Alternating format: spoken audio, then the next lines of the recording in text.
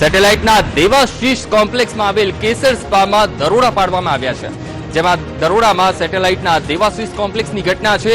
અમદાવાદમાં સ્પાના ઓઠા હેઠળ human trafficking ચલાવતા હોવાનો કેસ સામે આવ્યો છે।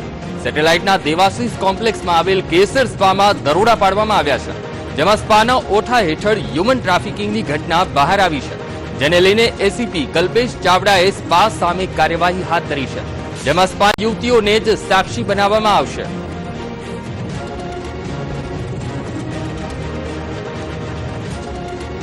તો પોલીસે ઝડપાયેલ યુવતીઓના પાસપોર્ટ પણ કબજે કર્યા છે। સેટેલાઇટના એક કોમ્પ્લેક્સની આ ઘટના છે। ગત જાન્યુઆરી મહિનાથી આ સ્પા ચાલતું હતું। સ્પામાં એન્ટ્રી ફીના ₹2000 લેવામાં આવતા હતા। દેવાશીષ કોમ્પ્લેક્સમાં આવેલ કેસર સ્પામાં પોલીસ દ્વારા દરોડા પાડવામાં આવ્યા છે। સેટેલાઇટના દેવાશીષ કોમ્પ્લેક્સની ઘટના છે, જેમાં આવેલ સ્પામાં પોલીસ દ્વારા દરોડા પાડવામાં આવ્યા છે। એસીપી કલ્પેશ ચાવડાએ કાર્યવાહી હાથ ધરી છે। મહત્વપૂર્ણ સમાચાર પ્રાપ્ત થઈ રહ્યા છે। સેટેલાઇટના દેવાશીષ કોમ્પ્લેક્સમાં આવેલા કેસર સ્પામાં દરોડા પાડવામાં આવ્યા છે। સેટેલાઇટ દેવાશીષ કોમ્પ્લેક્સની આ ઘટના છે, જેમાં એક સ્પામાં દરોડા પાડવામાં આવ્યા છે। એસીપી કલ્પેશ ચાવડા દ્વારા કાર્યવાહી કરવામાં આવી છે। સ્પાના ઓઠા હેઠળ હ્યુમન ટ્રાફિકિંગની સમસ્યા પણ બહાર આવી રહી છે। સ્પાની યુવતીઓને પોલીસ સાક્ષી બનાવશે તેવા પણ સમાચાર પ્રાપ્ત થઈ રહ્યા છે। ઝડપાયેલ યુવતીઓ પૈકી 4 યુવતીઓ થાઇલેન્ડની હોવાનું બહાર આવી રહ્યું છે। સ્પાની આડમાં સેક્સ રેકેટનો પર્દાફાશ થયો છે।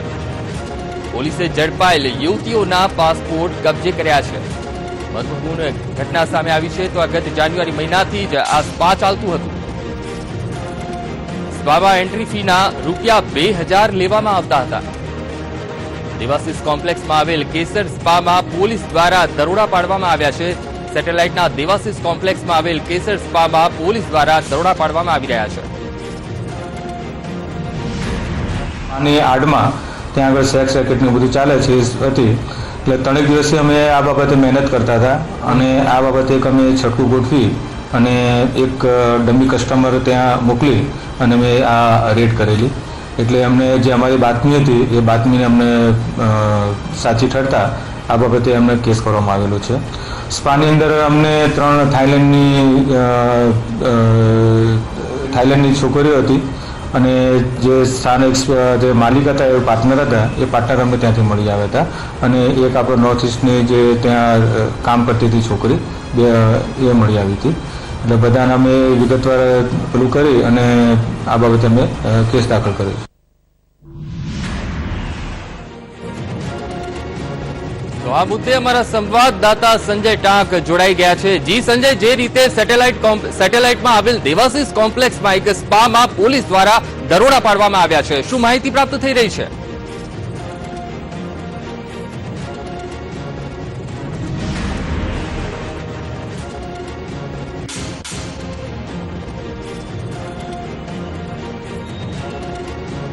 જી બિલકુલ અંકુર, જે સેટેલાઇટ પોલીસને જે ચોક્કસ બાતમી મળી હતી કે સેટેલાઇટ વિસ્તારમાં જે દેવાશીષ કોમ્પ્લેક્સ આવેલું છે કે જ્યાં એ કોમ્પ્લેક્સમાં 3જા માળે કેસર થાઈ સ્પા નામનું જે સ્પા ચાલતું હતું અને તેમાં સેક્સ રેકેટ ચાલતું હોવાની તેમને બાતમી મળી હતી।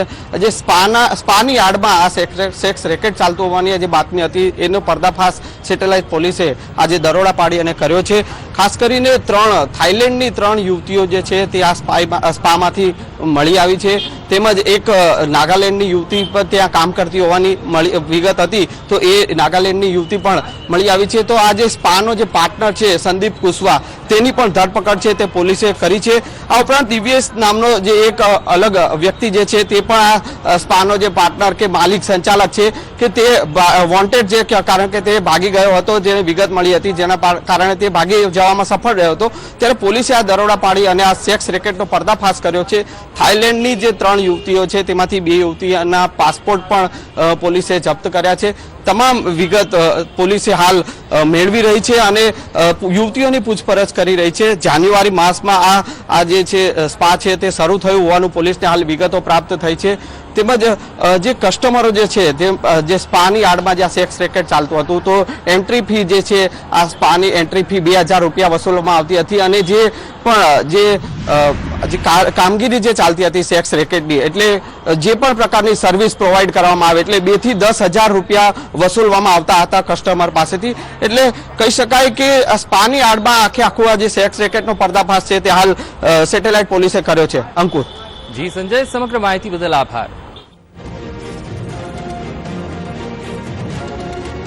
તો દેવાસીસ કોમ્પ્લેક્સના કેસર સ્પામાં પોલીસ દ્વારા દરોડા પાડવામાં આવ્યા છે. આ મામલામાં હ્યુમન ટ્રાફિકિંગની ઘટના પણ બહાર આવી રહી છે.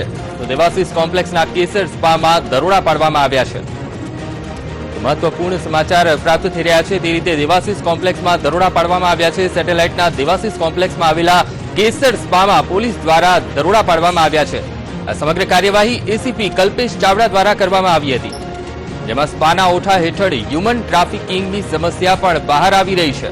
તો સ્પાની આડમાં સેક્સ રેકેટનો પર્દાફાશ પોલીસ દ્વારા કરવામાં આવ્યો છે.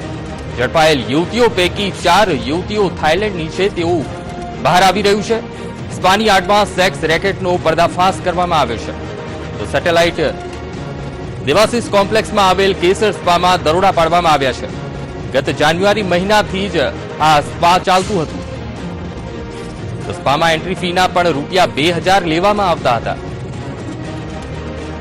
દેવાસીસ કોમ્પ્લેક્સમાં આવેલ કેસર સ્પામાં પોલીસ દ્વારા દરોડા પાડવામાં આવ્યા છે. સેટેલાઇટના દેવાસીસ કોમ્પ્લેક્સની આ ઘટના છે, જેમાં આવેલ એક સ્પામાં દરોડા પાડવામાં આવ્યા છે. એસીપી કલ્પેશ ચાવડા દ્વારા સમગ્ર કાર્યવાહી હાથ ધરવામાં આવી છે. તો આ મુદ્દે વધુ વિગત સાથે અમારા સંવાદદાતા સંજય ટાંક જોડાઈ ગયા છે. જી સંજય, જે રીતે સ્પામાં એક સેક્સ રેકેટની ઘટના પણ સામે આવી રહી છે, હાલ શું વિગતો પ્રાપ્ત થઈ રહી છે?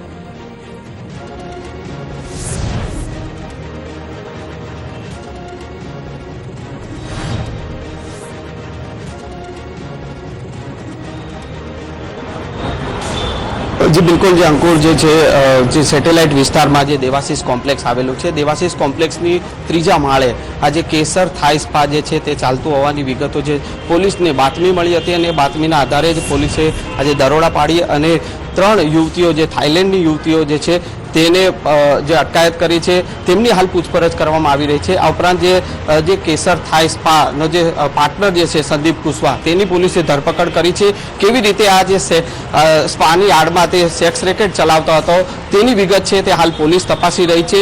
જોકે પ્રાથમિક જે વિગતો મળી રહી છે તે પ્રમાણે આ જે એન્ટ્રી ફી જે છે તે સ્પાની 2000 રૂપિયા જેટલી વસૂલવામાં આવતી હતી અને કસ્ટમરને જે અલગ અલગ જે સર્વિસ જે પ્રોવાઈડ કરવામાં આવતી હતી, જે સેક્સ રેકેટ જે ચાલતો હતો સ્પામાં, તો 2 થી 10,000 રૂપિયા જેટલો સર્વિસનો ચાર્જ જે છે તે વસૂલવામાં આવતો હોવાની વિગતો હાલ પ્રાપ્ત થઈ છે. જી સંજય, સમગ્ર માહિતી બદલ આભાર. તો આ મુદ્દે વધુ વિગત સાથે અમારા સંવાદદાતા મનોજ અગ્રાવત જોડાઈ ગયા છે. જી મનોજ, સેટેલાઇટના કેસર સ્પામાં પોલીસ દ્વારા દરોડા પાડવામાં આવ્યા છે, તેમાં સેક્સ રેકેટ ચાલતું હોવાની પણ વાત છે. શું માહિતી પ્રાપ્ત થઈ રહી છે?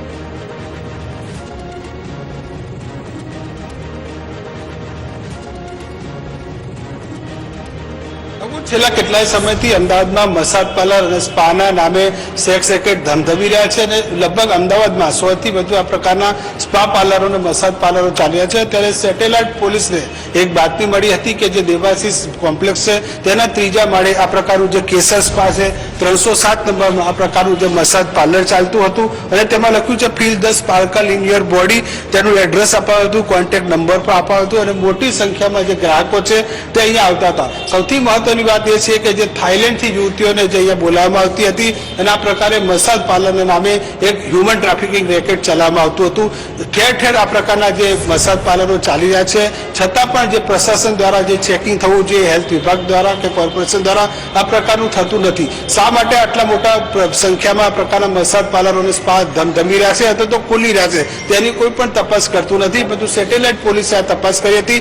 થાઇલેન્ડથી જે 3 યુવતીઓ આવી હતી તે પાસપોર્ટ દ્વારા દ્વારા અહીં આવી હતી અને પોલીસે તેના પાસપોર્ટ પણ કબજે લીધા છે. યુવતીઓની પૂછપરછ ચાલુ છે અને જે સ્પાનો જે સંચાલક છે તેની પણ ધરપકડ કરવામાં આવી છે અને જે અલગ અલગ યુવતીઓ હતી તેને ગ્રાહકો પ્રમાણે અલગ અલગ ભાવ નક્કી કરાયો હતો અને માનવામાં આવ્યું છે કે જાન્યુઆરી મહિનામાં આ જે સ્પા મસાજ પાર્લર હતું ખોલ્યું હતું અને આ પ્રકારના પોસ્ટ એરિયામાં સૌથી વધુ આ પ્રકારના મસાજ પાર્લરો ચાલી રહ્યા છે. એમાં તેમાં સેટેલાઇટ પોલીસે તેનો પર્દાફાશ કર્યો છે. અંકુર થોડા સમય પહેલા એ પણ બતાવી દઉં કે મણિનગરમાં એક જનતા રેડ કરવામાં આવી હતી કે જ્યાં 40 થી વધુ સ્પા એકલા મણિનગર વિસ્તારમાં ચાલતા હતા અને તે પણ પોલીસ સ્ટેશનના વિસ્તારમાં, છતાં પણ પોલીસ નિષ્ક્રિય હતી અને આખરે જનતાએ રેડ પાડવાનું નક્કી કર્યા બાદ પોલીસ એક્શનમાં આવી હતી.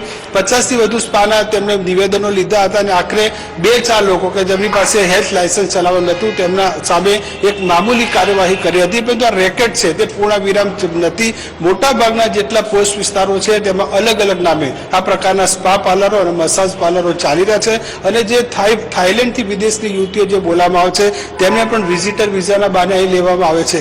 અને મહત્વની વાત એ છે કે જે અલગ અલગ યુવતીઓને અલગ અલગ તેમના રૂમ પણ આપવામાં આવે છે. કેટલીક યુવતીઓને અહીંયા રાખવામાં આવે છે. દર અઠવાડિયે કે મહિને આ પ્રકારના હોય તે બદલવામાં આવે છે. આ સેન્ટરમાંથી જે યુવતીઓનું કામ પૂરું થાય તો બીજા સેન્ટરમાં લઈ જવામાં આવે છે. એમ આખું એક એજન્ટ દ્વારા સમગ્ર કારોબાર ચલાવવામાં આવી રહ્યો છે.